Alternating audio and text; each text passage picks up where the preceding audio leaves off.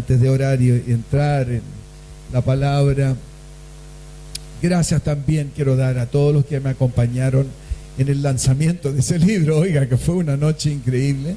Nunca soñamos que fuera así en ese lugar, el congreso. Desgraciadamente no había lugar para toda la congregación. Me habría gustado tenerlos a todos ahí, la verdad. Fue muy, muy hermoso. Gracias. Y bueno, esa cosa ya lanzado, y yo puedo estar relajado de mi libro. Yo ya no me meto a escribir un tiempo más, pero libre para eso. Gracias. Y reitero mi gratitud por los que oraron por nosotros y nos acompañaron ayer. Bueno, yo también me he puesto 18ero, fíjense, no sé por qué me nació hacer una paya, la paya de la Trinidad, ¿ya? Ahora, esto es una paya evangélica, canuta, santa, ¿ya? Es una paya donde usted, en vez de decir brindo, digo bendigo, ¿ya? Y al final de cada verso usted tiene que decir aleluya. Son solo 3 versos. ¿Estamos listos? Dice así: bendigo a los hermanos que con tanta alegría cantan a Cristo su Señor, al Espíritu Consolador y al diablo derrotado espantan. Aleluya. Bendigo a los hermanos que cada domingo adoran a su Dios y Salvador y con santidad y pudor a los enfermos y tristes sanan. Aleluya. Bendigo a los hermanos que hacen la voluntad de aquel que los buscó y en un cuerpo de la Trinidad los juntó en su amada iglesia, la Trinidad. Aleluya. Que el Señor me los bendiga mucho. La paya, la Trinidad, gracias. O sea, no, me vino. También estoy un poquito como Juan Luis hoy día, porque no sé, me dieron estas como, ayer pasé por tu casa y me tiraste un computador. Fui al hospital y me internet. ¿Agarraron? Ayer pasé por tu casa y me tiraste un poxipol. No rima, pero pega. No. Última. Ayer pasé por tu casa y me tiraste con una palta. ¡Qué falta de respeto! A propósito del tedeum evangélico, no sé, falta de respeto. Bueno, solo para alegrar la vida en este 18, todos sabemos que esta es una fecha importante. Oremos al Señor. Padre, necesitamos como nunca nuestra nación una vigorosa inspiración de tu Espíritu Santo. Pido que al predicador se la des hoy día. Necesitamos que en toda la nación tengamos una poderosa visitación de tu Espíritu, que cada iglesia en este tiempo salte y esté llena del Evangelio libertador de Jesucristo. Oh Señor, hoy libéranos a cualquiera que esté atado y libera nuestra nación para que verdaderamente sea, diga conmigo, Chile para Cristo. Amén. Esa frase, ¿qué significa? Chile para Cristo. ¿Se imaginan un Chile para Cristo? A ver, ¿cómo sería un Chile protestante? ¿Sabe que protestante significa protestaré? O sea, protestar significa a favor de algo. En esos tiempos de la Reforma significaba eso. Y entonces, imaginémonos un Chile evangélico, protestante. Esto es un poco aventurado, pero ¿por qué no? ¿Ya? Tendría que imaginarnos un Chile masivamente evangelizado, cosa que 80% de la nación leyera todos los días la Biblia. ¿Por qué no? Ha pasado antes. Un parlamento con por lo menos 50% de cristianos. Esos son solo números, pero hay otro aspecto. El perdón y la reconciliación fluiría por la nación. La rehabilitación, ya casi no habrían en las cárceles personas ni adictos. Jueces cristianos que administrarían la justicia firme y imparcialmente. Cero corrupción. Chao, los Pablo Escobares saldrían cascando de la nación. Policía evangélica que es firme con la maldad. Profesores evangélicos que enseñan valores del reino de Dios. El desarrollo de los más necesitados con verdadero incentivo y ayuda a la prosperidad bíblica. Una nación que fortalece a la familia, da oportunidad da oportunidad de familia a todos, adopción a todos los niños, se cerraría el cename para siempre, todo el mundo aprendería mapudungún en los colegios, esos anglicanos. Los anglicanos queremos que todo el mundo aprenda mapudungún, estamos al lado de esa idea. Soñemos con un Chile para Cristo. Bueno, soñemos, porque cuando soñamos en Cristo, hacia allá va todos nuestros esfuerzos. Pablo es el gran campeón de la libertad cristiana. Por eso en este pasaje él parte aquí. Cristo nos libertó. Verso 1. No sé si me pueden poner arriba el pasaje para que puedan verlo. No tuve tiempo con lo del funeral de hacer un PowerPoint, pero ¿quién necesita PowerPoint? Cristo nos libertó para que vivamos en libertad. Por lo tanto, manténganse firmes. Hay un elemento de firmeza que es necesaria para mantenerse en el Evangelio, en las Escrituras, en la palabra de Dios, porque hay mucha tentación de ser cristianos blandengues, que transamos la palabra de Dios, y ese es el comienzo del fin. Van a ver ustedes que el diablo estaba haciendo algo similar en esta área llamada Galacia, donde habían muchas iglesias, y Pablo ahora tiene que dirigirse a este problema. Están perdiendo la libertad cristiana por ser blandengones o ser legalistas. Ahí vamos a llegar a eso. Y no se sometan nuevamente al yugo de la esclavitud. Bueno, aquí no están hablando Pablo de la esclavitud, 300 años de imperio español sobre nosotros, que el 10 de septiembre de 1810, en ese cabildo abierto, se declaró en la independencia. 12 años más tarde, después de la batalla de Chacabuco, se logró, ¿no es verdad? Pero está hablando Pablo, esta independencia de nuestra nación la celebramos cada año, así en este tiempo tan precioso de primavera, sol, cuecas y folclore, tan hermoso estalla de repente septiembre, ¿no es verdad? Pero nos habla de la libertad, y justamente que entre en primavera, el 18, todo parece hablarnos de vida nueva, de una nueva oportunidad, de felicidad, de alegría. Pues así es el Evangelio de Jesucristo, pues Él viene a liberarnos. El otro día fui con Tony Swaggart. ¿Ubican a Jimmy Swaggart, el predicador Jimmy? Su hijo Tony, igual que él, igual. Yo decía, ¿cómo iba a hacer esto? Fuimos a la cárcel de Rancagua. Fue tan extraordinario entrar allí, a una cárcel. Ustedes han visto alguno de esos horribles programas, o sea, en Netflix, ¿no? Narcos y todo eso, y uno ve las cárceles por dentro. Bueno, entramos a esta cárcel, parecía igual a todas las cárceles, excepto que nos llevaron a un patio lleno de hermanos evangélicos, todos cantando y alabando a Dios. Entramos ahí, repartimos 150 Biblias, tiene que haber habido como 200 hermanos ahí, y empezamos a ver cómo el Espíritu Santo opera, cómo da libertad.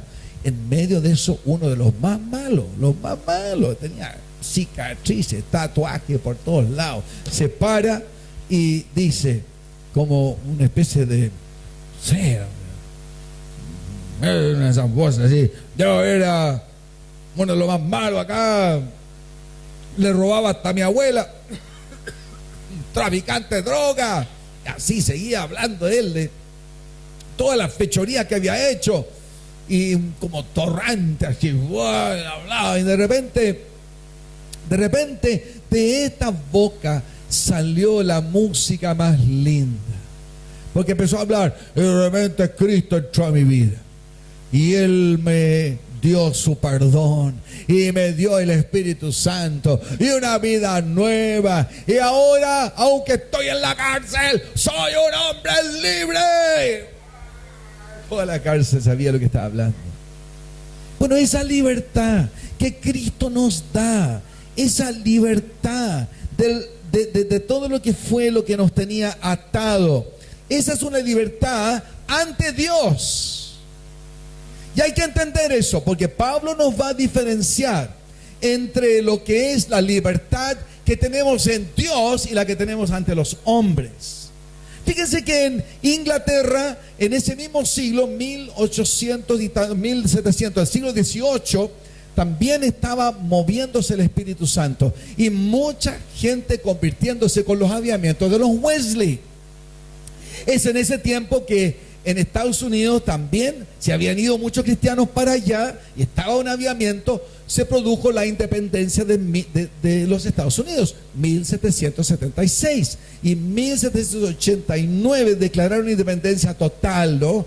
Vivieron la independencia. Y esos climas, porque en Europa, Francia, 1789 también, por otros motivos, liberándose de la iglesia, de los yugos también, de la realeza, ustedes se acordarán su historia, había todo un clima de libertad.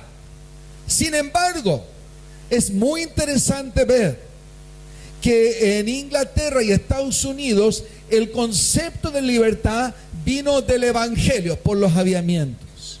La idea de la libertad ante Dios, la libertad que Dios da al ser humano y por lo tanto se la ofrece a todo ser humano que es hijo de Dios. Todos deben tener la oportunidad de conocer esta libertad. En Francia, en contraste, se estaban trabajando, ustedes se acordarán, todos los conceptos filosóficos y humanistas, y ellos también hablan de la liberté, égalité, fraternité, ¿no es verdad? La Revolución Francesa, pero es una libertad concebida por hombres. ¿Y qué pasa? En pocos años caen en la tiranía de Napoleón. Hay una diferencia en el concepto que en la Reforma surge, hablando de la Reforma estos días, que basa la libertad humana, la dignidad humana en los derechos que Dios le da, la libertad que Dios te da y la libertad que solo el ser humano pretende dar. A veces los que más han hablado de libertad han sido los que más esclavizan. Cuando hablaba con Nicanor Parra en su casa, ese gran privilegio que tuve un día, me acuerdo de su frase: y ahora, ¿quién los libertará de nuestros libertadores? ¿Entendieron a Nicanor Parra, no? Esta gran paradoja, que el ser humano pretende ser un libertador y solo esclaviza al ser humano después. Pero en Cristo, Pablo nos va a decir, hay una libertad que al ser humano lo hace verdaderamente libre. Conoceréis la verdad y la verdad os hará verdaderamente libre. Si el Hijo de Dios te libertare, serás verdaderamente libre. Me acuerdo cuando estaba haciendo deo por España, lo pueden leer en mi libro, usted sabe, está todo esto ahí, afuera de Segovia, había llegado ahí, pensaba que era libre,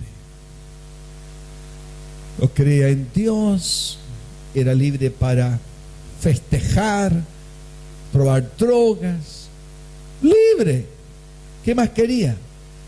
Pero allí, habiéndole hablado a unos cristianos, tratando de persuadirles de que ellos eran los esclavos y que yo era el hombre libre, ellos me hablaron de tal manera de Jesús que invadió mi alma. Algo en mí deseaba lo que ellos tenían. Parecía una cosa de pureza, de amor, no estar atados ¿a qué? A la vanidad, al orgullo, al tener que vivir al son de todos los demás. A una forma extraña invadió mi alma de entender que yo no era libre, yo era esclavo.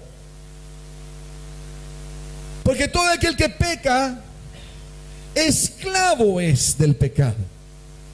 Y hay supuestas libertades que efectivamente te hacen más esclavo que nunca. Bueno, este es el problema que tuvo Pablo allí en Corintios, en Gálatas, porque vean ustedes conmigo el verso 7.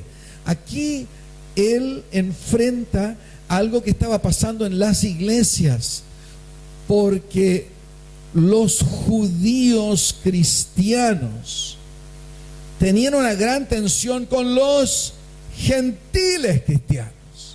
Hay que entender que en la primera iglesia habían tensiones.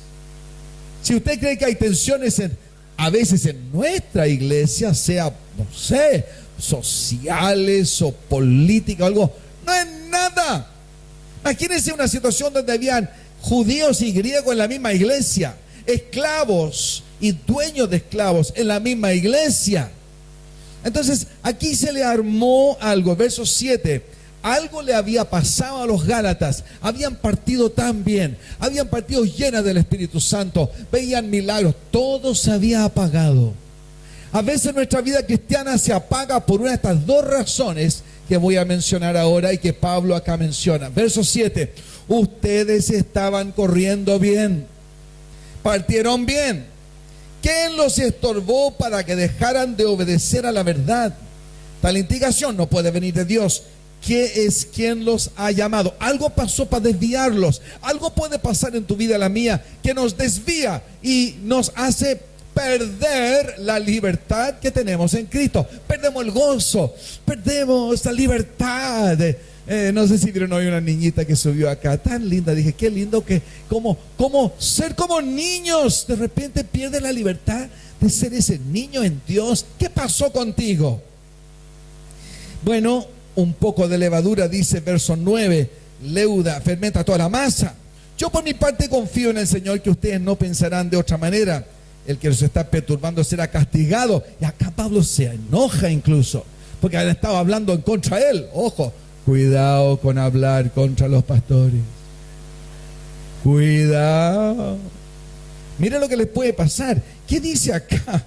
Pablo dice, wow, dice, ¿usted cree que yo estoy predicando la circuncisión? Usted tan copuchento que son ustedes, ¿por qué se me sigue persiguiendo? Si tal fuera mi predicación, la cruz no ofendería tanto. Yo estoy siendo criticado porque predico la cruz, dice. No tomo una salida blandengue y fácil. Ojalá que esos instigadores acabaran por castrarse. Así de fuerte, hermano.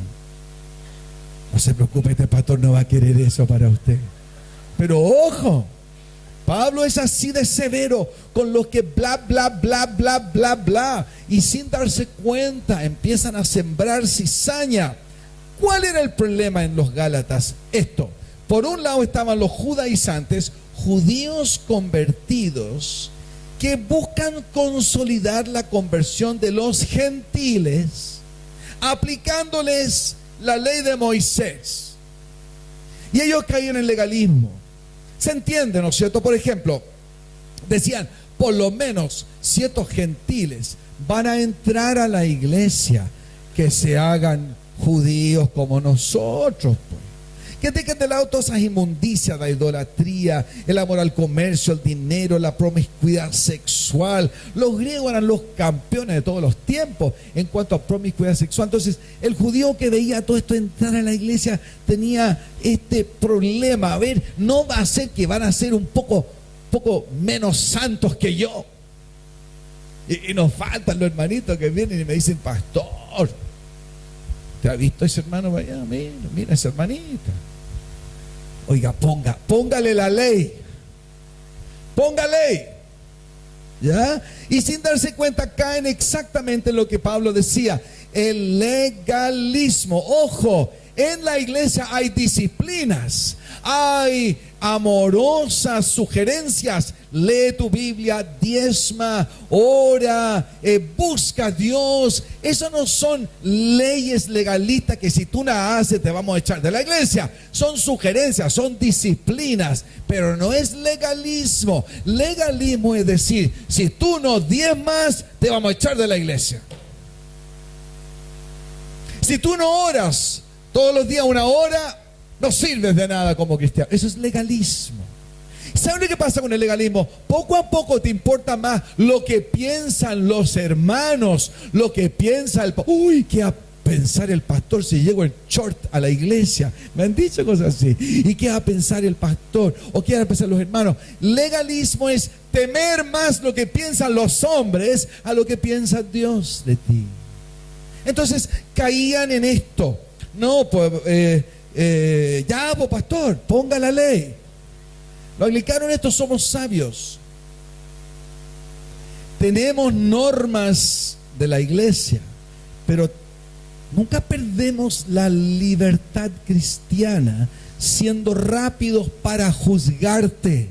Yo me acuerdo, estuve en una iglesia una vez donde pasó, una iglesia no anglicana, pasó unas hermanitas, se convirtieron a Cristo, pasaron adelante, y las hermanas de la iglesia pasaron y le quitaron los aros y le dijeron: tú ya no vas a necesitar estos.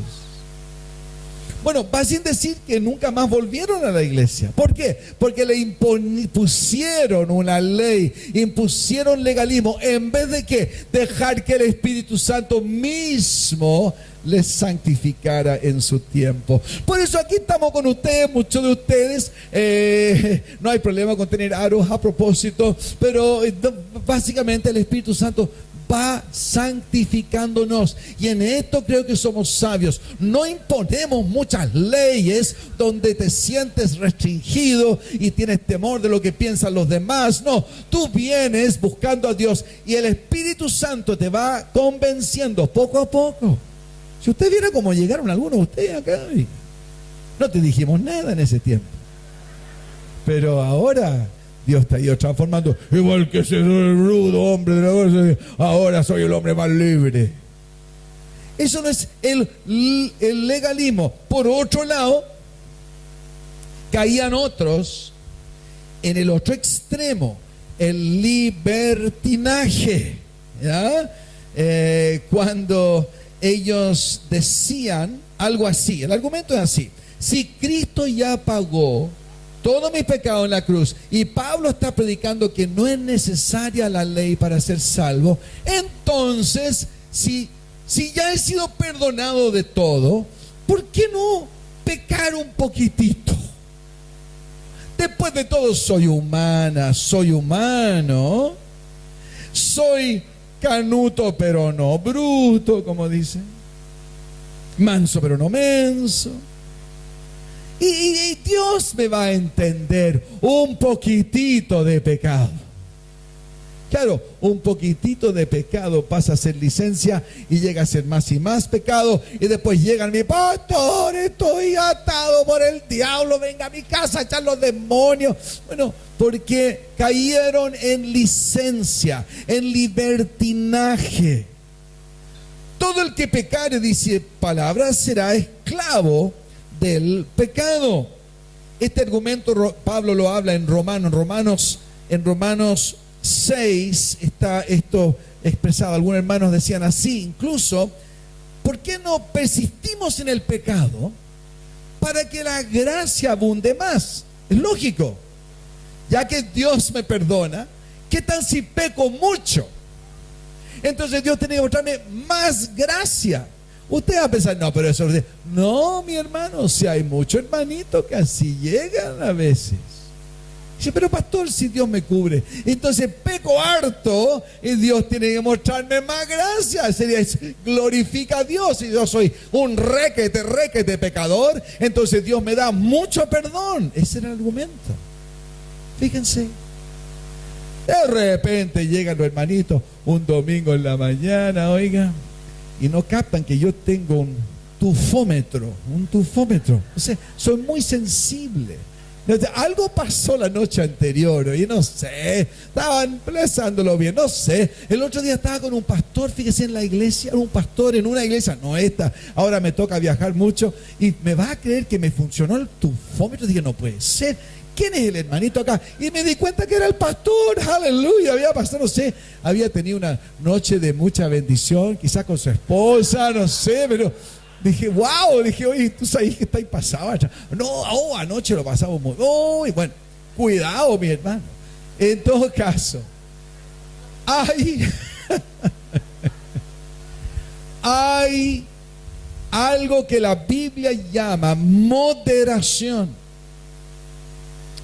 Y debemos funcionar en moderación. No, es que en amor al Señor no caemos en estas cosas. ¿Leyeron bien el pasaje? Hay tanto aquí que se podría leer, pero vean el verso 2. Escuchen bien, yo Pablo les digo que si hacen circuncidar, Cristo no les servirá de nada. Entonces, por un lado, legalismo no sirve. Pero por otro lado, ustedes vieron lo que pasa cuando caen, el verso 16, así que les digo, vivan por el Espíritu, no seguirán los deseos de la naturaleza pecaminosa, porque ésta desea lo que es contrario al Espíritu, ¿no? Y las obras de la naturaleza pecaminosa se conocen bien. Y aquí voy a describir la bestia que está en ti y en mí. Esto es lo que está con alto deseo, que si tú le das libertinaje, licencia total, va a salir esa bestia cuando tú menos lo piensas. Las obras de la naturaleza pecaminosa se conocen: inmoralidad sexual, impureza, libertinaje, idolatría, brujería, odio, discordia, celos, arrebatos de ira, rivalidades, disensiones, sectarismo, envidia, borracheras, orgías, cosas parecidas. En ese tiempo en la iglesia pasaban estas cosas, ¿me va a creer? Y estos eran los excesos que los judaizantes querían parar. Pero Pablo les dice, les advierto ahora, como antes lo hice, que los que practican tales cosas no heredarán el reino de Dios. ¿Por qué? Porque el que recibió a Jesús, el que fue libertado de sus pecados, del miedo, de la tentación, de la atadura del diablo, de las maldiciones, de la misma muerte y el temor a la muerte, aquel, cuando es libertado, igual que ese preso, ama a Dios sobre todas las cosas, y por amor a Él es que no quiere caer en pecado. Amor a tu Salvador, no quieres ofenderle a Él que murió en la cruz por tus pecados. Cada pecado clavado en la cruz por ti, el Señor lo tomó. Vamos, dice Pablo, a caer de nuevo en pecar y pecar y pecar para que la gracia abunde. 1000 veces no.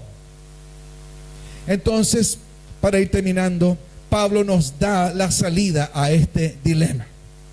Primero, él va a decir: ya terminó la ley, tetelestai.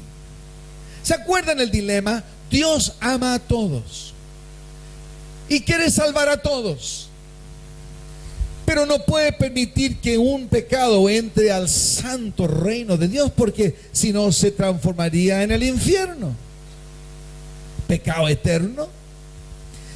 Ama al hombre, pero el hombre es pecador. Ninguno de nosotros puede levantar la mano y decir: yo nunca pequé. Lo he encontrado en todas partes, en todo el mundo, donde quiera que voy. Levánteme la mano la persona que nunca pecó, y descubro que es real lo que dice la Escritura. Pero aquí hay un dilema: si todos pecaron, ¿cómo van a entrar al reino de Dios? Se resuelve, según Pablo, como Lutero lo descubrió, subiendo esos peldaños con carga de pecado, con conciencia dolida, temeroso del infierno. Recordó esas palabras que desataron la reforma: el justo vivirá por la fe. ¿Y cuál fe? Fe en la obra que Cristo hizo por él. Cristo murió por nosotros, pagó los pecados. Por lo tanto, al morir él, solo queda una cosa: yo recibo lo que él hizo por mí, y el Espíritu Santo viene a mi vida. ¿Y qué es lo que produce en mí? Aleluya. El fruto del Espíritu es amor, alegría, paz, paciencia, amabilidad, bondad, fidelidad, humildad, dominio propio. No hay ley que condene esas cosas. Ahí se resuelve. Murió la ley, sí, pero tampoco entramos en licencia, libertinaje pecaminosa, porque hay una nueva ley en nosotros: el amor a Dios, el amor al prójimo. Y es esa nueva ley que nos va a mover. Si el Espíritu nos da vida, andemos guiados por el Espíritu. Ahora, si es así, entonces somos libres para amar. Significa dos cosas. Una es: podemos vivir por fe. Vivir por fe. Vivir por fe significa que tú entiendes que de verdad, como la Reforma lo dijo, todo se ha hecho ya. Todo está hecho ya. Dale un convito al que está a tu lado y dice, todo se ha hecho ya. Está hecho. No hay nada más que tú tienes que hacer. Y también significa que toda tu herencia está para que la reclames. Toda tu herencia en Dios, la libertad que tienes para reclamarla. Puedes orar y buscar a Dios. ¿Saben? Empiecen a imaginar. Dije, imagínense un Chile cristiano. Bueno, imagínense su familia. Imagínense un yerno, una suegra convertida. Déjenme decirle que escuché el otro día una familia que tenía uno de esos yernos pastel, lo llaman. Realmente no. Todo mal, todo malo. Sin duda hay algún yerno acá que ver. Yerno, y fíjense, oraban por él, era drogadicto, tomaba, y la linda hija cristiana le estaba haciendo la vida imposible. Oraron. Pareja cristiana, ustedes tienen tanto poder al orar juntos. Si 2 o 3 se unen en mi nombre, yo haré lo que ustedes piden, dice el Padre. Únanse y oren. Bueno, ¿qué pasó? Este niño, aparentemente, bueno, ya mayor, adulto, pero absolutamente descontrolado, se cayó una noche en su borrachera a un hoyo en la calle, allá abajo, profundo. Se cayó. Esos hoyos que andan sin ninguna advertencia, que ¡pum! Abajo sacó la mugre. Y allá abajo en su borrachera gritaba, ¡auxilio! Nadie acudía. ¿Por qué será que Dios tiene que meternos en problemas así antes que, como Él hizo, finalmente dijo, Dios, ayúdame? Recordó todo lo que le habían predicado tanto tiempo en ese momento. ¿Me va a creer? Vino un perro, se cayó al mismo hoyo, y ahí abajo el perro, y el Señor, una escena. El dueño del perro en la casa vino buscando al perro por tanto ruido. ¿Qué había pasado con su perro? Lo encontró abajo y lo rayó. Lo sacaron finalmente del hoyo, y usted lo adivinó, se arrepintió de sus pecados, dejó el trago, todo, y desde ese día nunca más dejó la iglesia. Aleluya. ¿Está escuchando bien usted, mi hermano? Si usted tiene un yerno o una suegra que necesita aprender de Dios, ore por ella, capaz que se caiga un hoyo y Dios así le levante y le enseñe cómo ser libre. Y si estás en un hoyo, tú sepa que Dios te puede sacar de allí. Amén. Deja que el Espíritu Santo te guíe. ¿Sabe quién oró mucho eso? Uno que quería encontrar el otro lado del mundo. Oraba, tú puedes leer sus bitácoras. Cristóbal Colón. Espíritu Santo, guíame. Y tras tormentas y desesperaciones, finalmente llegó, no a lo que él pensaba, algo mucho más grande. Si vives por fe en la libertad que Cristo te compró, si vives ungido y guiado por el Espíritu Santo y descubres toda la herencia que Dios tiene para ti, si oras y reclamas, a ver, ¿cuántas Américas no estarán ahí para que tú descubras? Amén. Dile a la que está a tu lado, descubre la América que Dios tiene para ti. Ya es hora. Dios tiene muchas bendiciones sorpresivas por delante. Amén. Y ni dejar de lado por un instante el sueño de todos los evangélicos de Chile en este mes de muchos tedeum. Yo no sé qué va a pasar en los demás, oiga, muchos tedeum por todo Chile. Ya están empezando por todos lados a predicar. Dígalo conmigo: Chile para Cristo. Amén. Aleluya. Ese es nuestro norte. A eso iremos. Padre, dirígenos.